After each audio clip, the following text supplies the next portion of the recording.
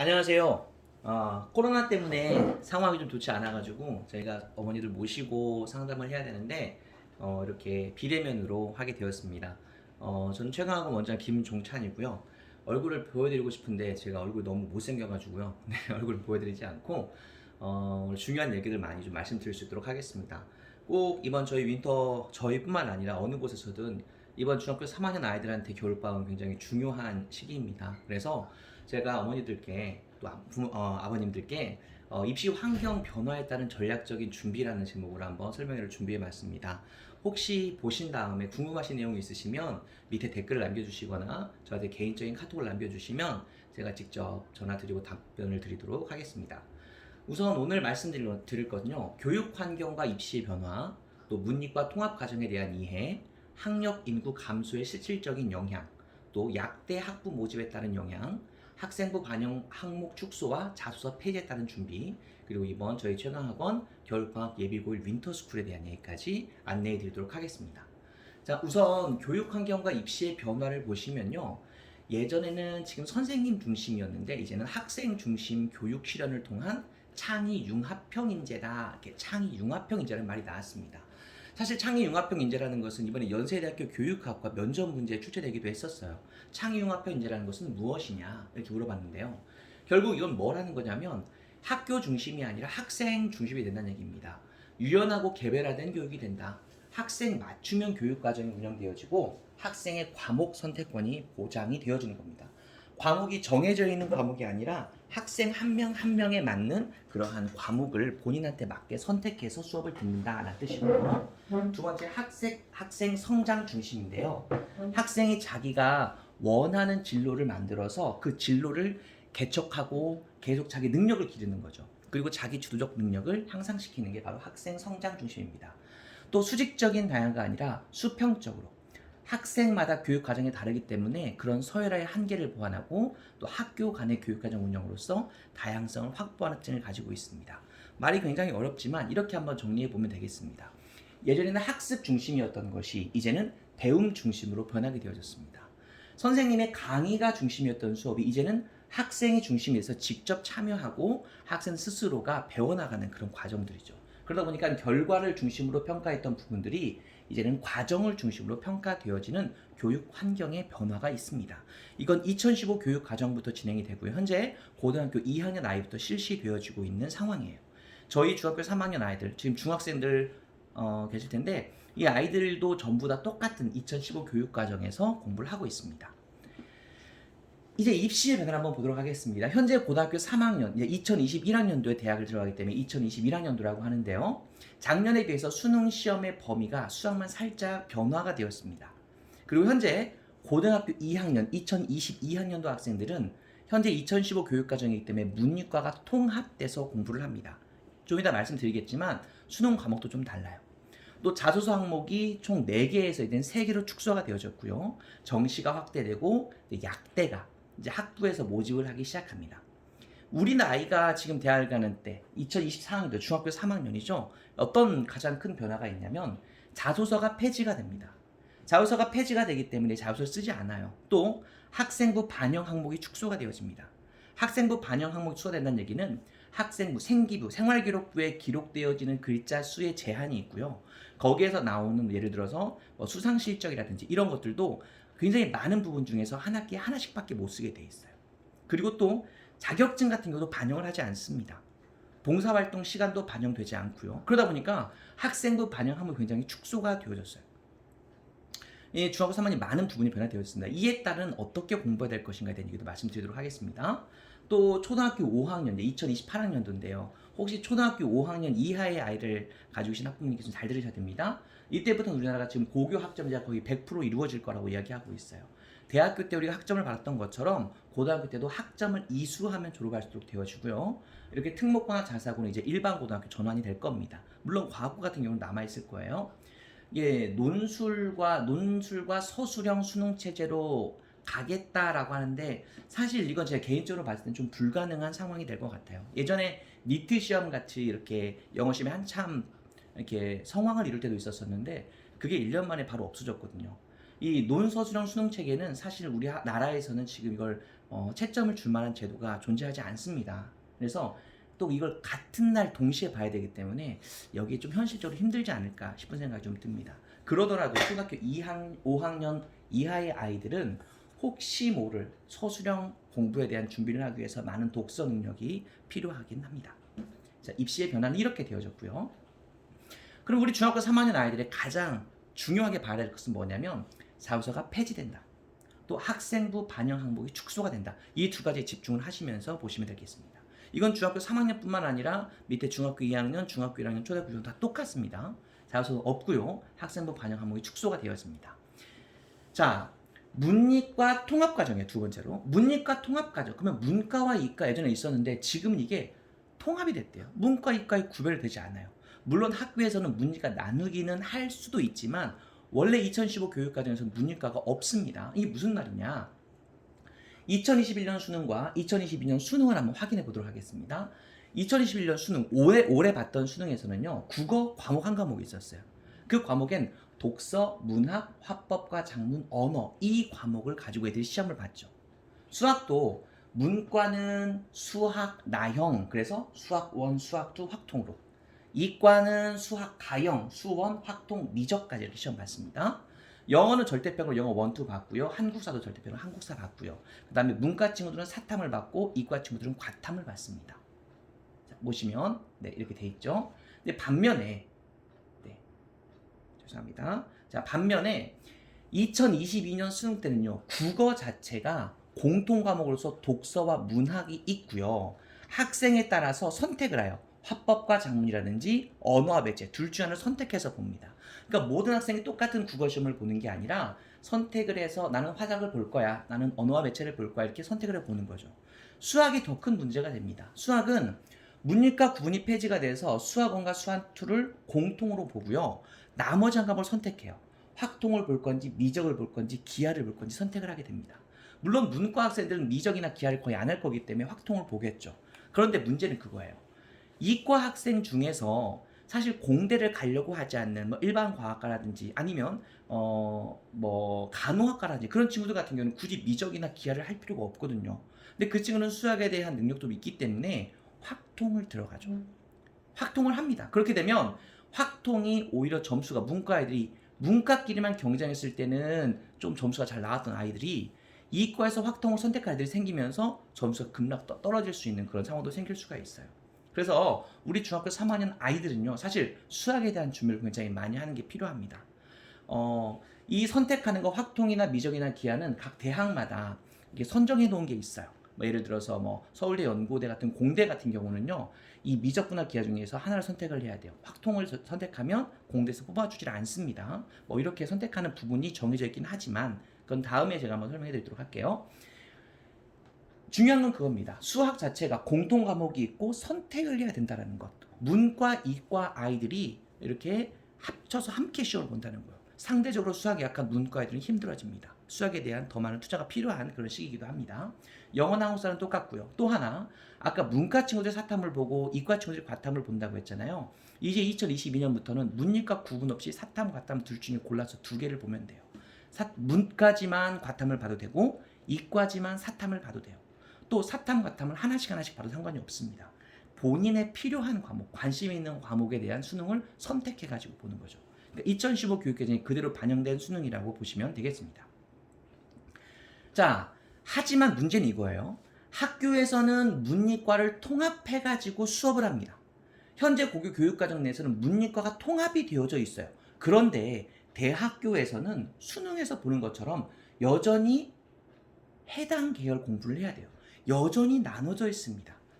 학교에서는 문이과가 없다고 하지만 막상 대학에서는 문이과를 나눠서 뽑는다는 거죠. 그러면 본인들이 문과 계통의 과목을 들어가지고 문과 대학을 가는 거고 이과 계통의 과목을 들어가지고 이과 대학을 가게 되는 거예요. 자, 문이과 통합과정에 대한 이해, 이 2015 교육개정에 대한 안내를 해드리겠습니다. 이 교과는 공부지요. 공부에는요, 보통 교과가 있고 전문 교과가 있습니다. 우리 일반적인 학생은 보통 교과인데요. 보통 교과에는 공통 과목과 선택 과목이 나눠져요. 공통 과목은 누구나 다 똑같이 듣는 과목이에요. 고등학교 1학년 때 배우고요. 고등학교 2학년, 3학년 때부터는 선택 과목이라고 해서 일반 선택과 진로 선택으로 나누어집니다. 이 선택 과목은 학생마다 다를 수가 있어요. 전문교과는 특성화고등학교나 특목고등학교가 하는 부분이기 때문에 저희는 상관 안 하셔도 되고요. 창체활동은 사실 뭐 생기부에 들어갈 수 있는 자율활동, 동아리활동, 봉사활동, 진로활동이죠. 자, 여기서 주목할 거 알려드리겠습니다. 공통과목이라고 하는 것과 선택과목이라고 하는 것. 공통과목은 문이과 구분 없이 필수적으로 배워야 될 거예요. 기초 소양을 함량하고 기초 학력을 보장합니다. 그래서 고등학교 1학년 때는 무조건 배우는 과목이 7과목 똑같아요. 국어, 수학, 영어, 한국사, 통합사회, 통합과학, 과학탐구 실험이죠. 혹시 좀 눈치가 있으신 학부모님께서는 이걸 딱 보시자마자 우리 아이가 이번 겨울방학 동안에는 국어하고 수학하고 영어하고 한국사하고 통합사회, 통합과학만 공부하면 되겠네? 라고 생각하시면 될 거예요. 그죠? 이건 고등학교 1년 내내 이것만 배우거든요. 자, 그렇게 1년이 끝나고 나면 2학년 때부터는 일반 선택과 진로 선택으로 나눠집니다. 일반 선택은 교과별 학문의 기본적인 이해예요. 그냥 말 그대로 공대를 가려고 하는데 네가 최소한 수학 미적분은 알아야 되지 않겠니? 라고 하는 그런 부분들이죠. 자, 내가 경영학과를 가려고 하는데 내가 사회와 문화에 대한 기본적인 이해는 있어야 되지 않겠니? 하면서 일반적인 선택을 하는 거예요. 일반 선택과 공통 과목은 똑같이 9등급으로 아이들을 평가합니다. 반면에 진로 선택은요, 고가 융합, 진로, 심화, 체험학습을 전부 다 하게 되어져 있고요. 그러다 보니까 굉장히 인원수가 적어요. 그리고 심도 있게 공부를 합니다. 어떤 결과가 나오냐? 애들이 20명밖에 안 되기 때문에, 15명밖에 안 되기 때문에 진로 선택 과목에서 등급 나누기가 애매해지죠. 거기에 대한 문제점이 생기기 시작합니다. 이제 설명해 드리겠습니다.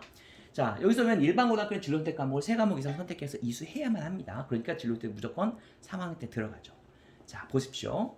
공통 과목은 국어, 수학, 영어, 통합사와 통합과학, 그다음에 과학탐구 실험하고 한국사까지 들어갑니다. 이게 고등학교 1학년이 배우는 그런 과목들이죠. 고등학교 1학년 이것만 배우면 돼요. 근데 고등학교 2학년 때는 이렇게 일반 선택 과목을 배우게 되죠. 그리고 3학년 때 가서 진로 선택 과목을 배우기도 하고 2학년 2학기 때 배우기도 합니다. 보시면 아시겠지만 진로 선택이라는 과목들은 심화라는 말이 나오고요. 실용이라는 말이 많이 나와요. 또 과학 같은 경우는 투예요. 화투, 생투, 지구과학투, 물리투 이렇게 투가 들어가는 과목이 진로 선택 과목입니다. 그러면 이 진로 선택 과목 같은 경우에는 심도 있게 고등학교 3학년이 돼가지고 아이들이 공부할 수 있는 그런 부분이 되어져요. 잘 선택해서 본인만 다른 겁니다. 그러니까 모든 학생이 똑같이 물리투 듣는 거 아니에요. 이제 예전처럼 학교에서 정해준 시간표대로 가는 게 아니라는 거죠. 일반 선택 과목은 이렇게 등급표가 나옵니다. 성적이 나옵니다. 2학기 교과 과목이 나오고요. 과목이 나오고요. 단위수가 나오고 원점수와 과목 평균과 표준 편차가 나와요. 또 성취도가 나와서 A등급이고 그래서 석차 등급은 4등급이야. 이렇게 나오게 됩니다. 반면에 진로 선택 과목은 인원수가 적어요. 과학 물투 되지만 표준 편차 안 나오고 수강자 수 다음에 바로 석차 등급이 나오죠. 성취도를 A, B에서 등급이 나오는 게 아니라 A, B, C로만 나와요. 그럼 얘는 등급을 잘 보지 않는다는 거죠. 그러면 대학 입장에서는 진로 선택 과목을 놓고 나서 아이가 잘하는지 못하는지 구분하기가 어려워요. 그렇기 때문에 사실 진로 선택 과목은 대학교에서 점수에 반영을 하지 않습니다. 굉장히 중요합니다. 어머니 알고 계셔야 되는데 우리 아이들은 대학 갈 때의 내신이 이전까지만 하더라도 지금 현재 고등학교 3학년 아이들이죠. 그 아이들만 하더라도 고1, 고2, 고등학교 3학년 1학기까지 애들이 내신이 들어갔어요. 어떤 학교는 고등학교 1학년은 20%, 고등학교 2학년은 30%, 고등학교 3학년은 50%, 어디는 3%, 30%, 30%, 40% 이렇게 나누기도 했었다고요. 그런데 이제는 그렇게 하지 않습니다. 고등학교 1학년, 2학년 때 모든 내신이 끝납니다. 진로 선택 과목은 들어가지 않기 때문에 오히려 3학년 과목은 조금 아이들이 내신 이렇게 반영이 좀 적다고 생각하실 수 있으실 것 같아요. 그러니까 예전처럼 1학년 2학기까지 놀다가 3학년 때 정신 차려가지고 공부 한번 해봐야 되겠다 해서 역전시켜주는 가능성이 이제 없다는 거죠. 1학년 때부터 본격적으로 내신 관리가 들어가야 된다는 얘기입니다. 왜냐하면 진로 선택 과목이 들어가는 3학년 때는 내신이 안 들어가니까. 우리 아이들이 1학년 2학년 때 자기 실력을 발휘해야 돼요. 그러니까 이번 겨울 방학이 굉장히 중요하겠죠. 다음은요, 학력 인구 감소의 실질적인 영향입니다. 학력 인구가 감소했습니다. 2017년, 2018년, 2019년, 2020년, 2021년 우리 아이들이 가는 2024학년도에는 인구가 가장 적습니다. 43만 명 정도 되죠. 사실 43만 명이면 일반적인 대학 정원수보다 적어요. 아이들이 대학 가는 게 더 쉬워졌다고 말할 수 있습니다. 일반적인 대학이라면요. 하지만 상위권 대학에 대한 경쟁률이 여전히 더 심해질 겁니다. 자, 누적 인원을 보면서 한번 봐둘게요. 여기는 그냥 우리나라에 있는 대학교를 한번 순위권으로 한번 놔둔 거예요. 2019년 졸업한 친구들이 4.2%면 1등급입니다. 1등급이 되면 중대 정도 갈 수 있었고요. 11%는 2등급인데 2등급 되면 한양대 에리카 캠퍼스까지는 갈 수 있었어요. 반면 현재 고등학교 3학년은 인구수가 좀 적거든요. 그러니까 1등급 나오면 한양대까지 갈 수 있는 상황이 되고요. 2등급 나오면 국민대 정도까지 갈 수 있는 상황이 되어져요. 현재 고등학교 2학년은 더 적죠. 이렇게 만들어집니다. 우리 아이들이 대학 갈 때는 1등급이 되면 성대까지 지원을 할 수가 있습니다. 그리고 숙명여대까지 지원할 수 있어요. 자, 이게 무슨 말이냐? 이렇게 해서 잘 보시면 돼요. 우리 아이들이 더 억울한 거 아니에요? 그게 아닙니다. 보세요. 예전에 경희대를 가려고 하려면 2019년 졸업생들 같은 경우는 약 1.2, 1.3 정도 내신이 나왔어야 돼요. 물론 교과입니다. 반면에 현재 고등학교 3학년들도 약 1.4 정도 돼도 경희대 붙을 수가 있었던 상황이 되죠. 이제 우리 아이들은 1.56이 돼도 경희대 붙을 수가 있게 된다는 거죠. 예전에 2등급이 되면은 한양대, 세종대 이 정도밖에 못 썼지만 이제 2등급 되면 숙명여대 이상급으로 쓸 수 있다는 얘기입니다. 학생 수가 줄었기 때문에 상위권에 대한 경쟁은 여전히 치열하겠지만 중하위권, 특히 밑에 있는 대학 같은 경우는 들어가기가 훨씬 수월해진다는 얘기예요. 그러니까 우리 아이들의 목표를 조금 높여주시고 아이들이 한 3등급 이내 들어갈 수 있도록 해주시면 우리가 생각하는 대학들 들어갈 수 있는 부분이 되겠죠. 함유형 감소의 대비 전략입니다. 내신은 정말로 잘 관리해야 됩니다. 내신이 좋으면 훨씬 더 잘 갈 수가 있어요. 경쟁으로 철저히 관리하는 게 필요합니다. 물론 내신이 좋지 않으면 어떻게 되냐? 비효과를 잘 챙겨가지고 학생부 종합전형을 뚫을 준비를 해야 되죠. 저희 최강학원에서는 단순히 수업만 하는 게 아니라 학생부 종합전형 관리를 하고 있습니다. 그래서 생기부 관리나 혹은 아이들한테 필요한 과목별 세특사항 같이 같이 하고 있고요.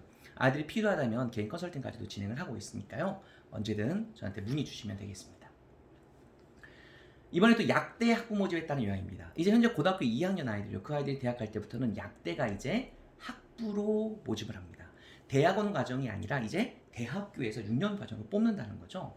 현행은요. 의대 38개교 1849명 1128명 그래서 좀 2009명 약 3000명 정도 뽑고요.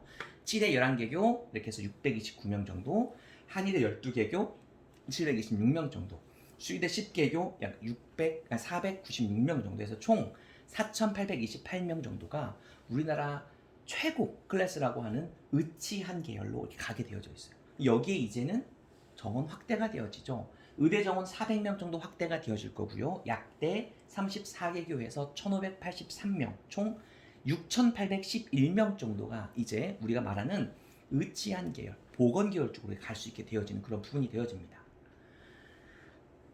약대 학부 모집에 따른 요약입니다. 서울권, 수도권, 지방권 이렇게 되어져 있는데요. 약대 모집 이렇게 인원수가 나눠져 있는데 좀 잘 알고 계셔야 되는 부분들이 전라북도 지역에서는 전북대와 원광대와 우석대가 있어요. 자, 전북대, 원광대, 우석대 인원수가 적진 않은데요. 우리가 지역 인재 전형을 잘 활용하면 이러한 약대 같은 경우도 뚫어볼 수 있는 그런 기회가 좀 생길 겁니다. 그래서 이 약대 같은 경우는 극상위권을 사실 노리고 있거든요. 수능체도 수능 잘 봐야 돼요. 공부량이 일반적인 대학을 가려고 하는 아이들보다 훨씬 더 많은 양의 공부를 해야 됩니다. 올해 같은 경우도 의대를 준비해가지고 수능체를 못 맞춘 아이들이 너무너무 많았어요. 그러니까 사실 어떻게 보면 약대나 의대를 가고 싶은 친구들은 고등학교 3년 동안의 승부를 보려고 하지 마시고 고등학교 3년 동안은 내신에 치중해서 1점대 초반을 만들어 준 이후에 재수를 통해서 수능 점수를 맞춰서 수능 체제를 맞춰서 대학을 가는 4년 전략을 짤 수도 있습니다. 그렇게 실제로 하더라도 전혀 늦거나 그러진 않아요. 그래서 이런 약대 모집이 늘어나게 됐다는 건 우리 아이들이 또 이렇게 갈 수 있는 기회가 생겼구나라고 생각하시면 될 것 같아요. 보십시오. 예전에는 누적률을 볼 때 전체적 0.1%만 서울대, 연대, 의대에 들어갔어요. 0.15%까지 해서 서울대, 연대, 울산대, 성균관대, 가톨릭대, 의대 이게 우리나라 5대 대학교거든요. 다 들어가서 쭉 해서 전부 다 의대 쪽으로 빠지고 중간에 서울대, 치대 들어가고 그 다음에 0.35 정도 됐을 때 서울대학교 컴공과를 들어가게 되죠. 이렇게 이게 원래 라인이 되는 게 맞았었어요. 그런데 이제 어떻게 될 것 같냐면 약대가 들어오게 되면서 0.5 정도 전부 다 이렇게 서울대부터 시작해서 성대, 중대 쭉 만들어지게 될 것 같아요. 그러면 약대가 들어오면 원래 한의대를 준비했던 친구들이 약대를 지원하게 될 거고, 원래 수의대를 지원했던 친구들이 한의대를 준비하게 될 거고, 원래 서울대를 준비했던 애들이 수의대나 한의대를 지원하게 될 거죠. 그러면 상대적으로 서울대와 연고대 인원들 중에서 약대 인원 약 1000명 정도의 숫자만큼이 더 올라갈 수 있다는 얘기입니다. 그러니까 분명히 긍정적 부분이 되어지는 건 내신 관리를 잘하고 성적 관리를 잘하면 상위권 대학을 이제 도전해 보는 기회가 더 많아졌다는 거예요. 이제 거의 마지막에 돼가는데요. 학생부 반영 항목 축소, 자소서 폐지에 따른 준비입니다. 이 중학교 3년은요, 자기 입시를 전부 다 준비하는 그런 단계예요. 중학교 1학년 때부터 3학년 때까지 이제 고등학교 때는 자기주도 학습을 계속 준비를 하는 게 필요합니다. 1학년 때부터 시작해서 내가 스스로 공부하는 연습을 해야 돼요. 누가 있든 없든지 간에 자기가 정해진 시간대로 공부를 해보고 해야 되지, 사실 저도 사실 중학교 2학년 아이들까지한테는 이렇게 공부하라고 하진 않지만 이젠 슬슬 해야 될 시기가 됐습니다. 2015 교육과정이니까요.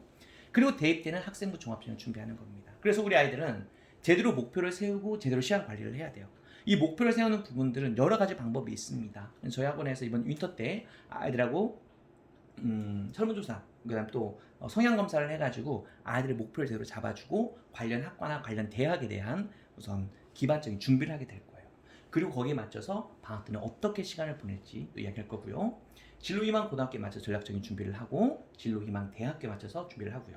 최대한의 비효과 활동을 경험해보고 수학은 엄청나게 많이 해야 됩니다. 현재 중학교 3학년이면 고등학교 2학년 과정까지 수학을 하셔도 무리는 없어요. 해놔야 돼요. 이제는 해야 됩니다. 더 높은 수준 가려면. 영어는 능력이 허락한 수준까지, 가능하면 중학교 3학년 때 고등학교 1, 2학년 수능 모의고사 풀 수 있을 정도까지 해놔야 됩니다. 실질적으로 저희 학원 아이들은 그렇게 진행을 하고 있어요. 중학교 2학년 아이들한테 지금 고등학교 1학년 과정을 위한 준비를 하기 위해서 여러 가지 프로그램을 하고 있습니다. 이번 윈터에 대한 설명 드리도록 하겠습니다. 이제 마지막입니다. 네. 원래는 시험이 끝나자마자 바로 윈터로 들어가려고 했었어요. 12월 달부터. 그런데 갑작스럽게 코로나 환자가 부안에 나오게 됐고요. 이게 또 어제 같은 경우는 김제에 또 60명 이상의 환자가 발생했고 부안에도 3명 환자가 나왔던 걸로 알고 있습니다. 상황이 좋지 않아서 사실은 방학을 하는 게 옳지 않았지만 할 수밖에 없었어요. 그리고 아이들한테 조금은 사회적 거리라는 것에 대해서 경각심을 주고 싶었습니다. 그래서 지금 방학 기간이고요. 사실 내일까지 저희 선임고등학교 시험이 있기 때문에 저희는 계속 수업하고 있습니다. 고등학교 선생님들은요. 자, 방학이 방학 같지 않죠. 그렇더라도 이제 윈터는 해야 됩니다. 윈터는 이번부터 저희는 어떻게 들어갈 거냐면요. 영수 6명 정원의 소수 정원대로 들어갑니다. 6명씩만 따로따로 관리하는 그런 반으로 진행할 거고요. 6명이면 거의 과외 받는 수준으로 수업을 진행할 수 있고요. 아이들 한 명 한 명 맞춰서 진행을 할 수 있습니다. 특별히 올해부터 저희 학원에는요. 송파 이투스 247 부원장님으로 활동하고 계신 제임스 선생님 계신데요. 그 선생님이 지금 오십니다. 이번 겨울방학 때는 이제 월수금 3회 오시는데 오셔서 우리 아이들 부안고등학교 학생들 관리해 주실 거고요. 저는 부안고등학교 여고 중심으로 진행할 거고, 그다음에 조희 선생님은 서림고등학교하고 여고 중심으로 우리 학생들 다 관리할 겁니다. 그래서 이 아이들의 실력이 향상될 수 있도록, 지금 그냥 단순히 공부한다는 그 자체가 아니라 아이들이 현재 자기 목표를 향해서 계속 도전을 할 수 있도록 도와주는 그런 상황으로 갈 거고요. 계획은 그렇습니다. 저희한테 맡겨주시면 9to9 프로그램으로 해서 아침 9시부터 밤 9시까지 공부하는 그런 시스템을 만듭니다. 겨울방학 때 아이들 가장 큰 문제가 잠이에요. 뭔가 딱 잡히지 않죠. 아침에 늦게 일어나고, 그러면 점심때쯤 일어나가지고 밥 먹고 좀 놀다가 보면 밤 되고 공부 좀 하다 보면 새벽 되고, 그러다 보면 핸드폰 하다가 다시 또 늦잠 자고, 이게 잘못된 사이클이거든요. 어차피 시험은 낮에 해 떴을 때 봅니다. 아침에 학교 가서 시험 봐요. 그러면 아침 9시부터 제대로 공부할 수 있는 머리를 만들어줘야 되거든요. 이 방학 60일 동안 이 아이들한테 9시에 공부를 시작할 수 있는 생활 리듬을 만들어줘야 됩니다. 물론 저도 독서실 있다 보면 2시 반에 퇴근하고 그러거든요. 2시 반에 퇴근해서 9시에 나와야 돼요. 저부터도 힘들죠. 그렇지만 해야죠. 필요하다면 해야죠. 학교생활 똑같은 라이프 사이클을 만들기 위해서 9to9 들어가고요. 또 관련 독서실 1인실에서 학습 관리를 받으면서 공부를 할 수 있습니다. 쾌적하고 조용한 환경에서 공부하고요. 집중력이 굉장히 좋아집니다. 국어, 영어, 수학, 또 과학 최고 강사진으로 구성되어져 있고요. 국어는 솔빗학원 원장님께서 직접 오셔서 부안 대표 원장님이시죠? 오셔가지고 직접 수업하실 거고요. 저희 학원 아이들만 따로 수업합니다. 계열학습 진단 및 주기적 상담 들어가게 될 겁니다. 계열학습 진단 아까 말씀드린 또 진로에 관련되어져 있는 부분들이고요. 수업은 주 4일 영어 몰입 수업인데 사실 4일이라고 적었지만 저는 5일이 될 수도 있고 6일이 될 수도 있고 합니다. 영어 수업 같은 경우는 월요일부터 금요일까지 수업에 있는 게 아니라 안 되면 토요일 날 부를 거고 일요일 날 부를 거예요. 그 다음에 수학 수업은 주 3회 수업 들어가고요. 국어는 주 2회 수업 들어갑니다. 과학도 마찬가지로 주 2회 수업 들어가게 되고요. 수업 시간의 세부적인 것들은 반마다 좀 다를 수가 있어요. 그래서 아이들 등록 수준에 따라 가지고 반을 배정하도록 하겠습니다. 네. 시간표입니다. 12월 21일부터 들어가는데요. 12월 21일부터 12월 31일까지고요. 이때는 토요일도 수업이 있습니다. 그래서 총 10일간이고요. 원래 한 달 20일 수업 중에 10일이면 반절 수업하는 겁니다. 그러니까 반달 정도 더 하는 거죠. 윈터 선행학습반이고요. 12월 21일부터 12월 31일까지고요. 수업은 4시 30분부터 9시까지 월요일부터 토요일까지 진행합니다. 토요일은 시간 좀 땡길 수가 있어요. 그리고 1월부터는요. 1월 4일, 1월 1일은 신정이라 쉬고요. 1월 4일부터 1월 29일까지 4주입니다. 2월은 2월 1일부터 2월 26일까지 총 4주고요. 마찬가지로 9 to 9, 아침 9시부터 9시까지고요. 국영, 수, 과 수업을 진행합니다. 지금 사회적 거리두기 시행해가지고 9시까지밖에 수업을 할 수 없어요. 독서실은 칸막이가 다 되어져 있어서 늦게까지 공부를 할 수 있지만 학원은 가능하면 저희가 지키려고 합니다. 그래서 9시까지 수업한다는 거 알고 계시고요. 이거는 최강 윈터 수업인데요. 이건 지금 12월 수업입니다. 4시 반부터 9시까지 수업하는 부분들인데 월, 수, 금 해서 수학과 영어 수업을 이제는 기초 선행 수업으로 들어갑니다. 그리고 9시까지는 영어 단어와 수학 클리닉이 들어가서요. 지금 4시간 반 정도 이렇게 수업이 들어가게 될 것 같고요. 1월, 2월부터는 이제 진행이 됩니다. 아침 9시에 나와서 영어가 먼저 들어가고 10시 40분부터 국어나 수학이 들어가고 1시부터는 과목별 복습이 들어가게 되고요. 6시부터는 단어 테스트와 1일 평가가 들어가게 되고요. 저녁 먹고 와서 마지막엔 피드백하고 수업 정리하면서 아이들이 자기 플래너를 이용한 학습 그 계획 같은 거를 구상해보고 짜보고 연습하고 하는 부분입니다. 작년에 이렇게 했습니다. 작년에 이렇게 했는데 한 달 동안에 학원 수업 빼고 개인적으로 공부한 시간을 확인했더니 약 14,000분까지 공부하는 아이들이 있었어요. 한 달에. 14,000분입니다. 14,000분이면 내가 개인적으로 혼자 공부한 시간이 하루에 8시간에서 9시간 정도 된다는 얘기예요. 그런 아이들이 현재 부안고등학교 가서요. 좋은 성적 받고 있고요. 그리고 1등급, 2등급 다 유지하고 있습니다. 물론 부안여중은 올해 조금 시험이 어려워서 극상위권 유지하기 좀 힘들었지만 그래도 굉장히 열심히 하고 좋은 성적 계속 거두고 있는 아이들입니다. 공부는 이렇게 하셔야 된다고 생각합니다. 수업을 듣고 끝나는 게 아니라 수업을 들은 걸 그날 반드시 복습하도록. 이제 이후에도 학교를 가게 돼도 학교에서 공부하고 나서 돌아와서 그날 공부한 걸 복습할 수 있는 그런 학습 자세를 좀 만들어 줄 겁니다. 아까 말씀드렸지만 이번 입시는 고등학교 2학년 때까지 끝납니다. 그래서 사실 이 가격 책정하는 거, 수강료 안내하는 게 사실 되게 어려운 일이기도 하지만 말씀드리도록 하겠습니다. 12월 달은요. 좀 잘못 나왔네요. 12월 달에는 국어는 하지 않고요. 영어하고 수학만 진행합니다. 영어하고 수학을 지금 12만 원을 책정을 했습니다. 그리고 독서실은 12월 달 이용하실 분들은 독서실은 8만 원 책정이 되었고요.